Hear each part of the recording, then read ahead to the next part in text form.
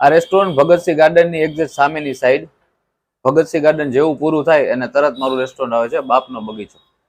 Restaurant ચાલુ કર્યું એને 5 મહિના થયા છે.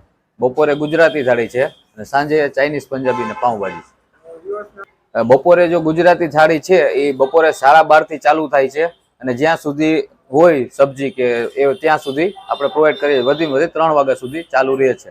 બરોબર. એમાં 80 રૂપિયામાં અનલિમિટેડ થાળી આપી છે આપણે. પાર્સલની સુવિધા ઉપલબ્ધ છે.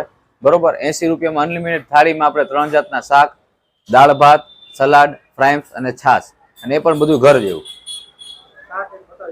હા, આજે આપણે આ પાલક બટેટાનું શાક છે. આ પછી આજે આપણે લાલ ચોળી છે કઠોળમાં. આપણી ત્રીજી સબ્જી છે આ લીલોતરીમાં છે, ફ્લાવર વટાણા, અને આપણે ગુજરાતી દાળ,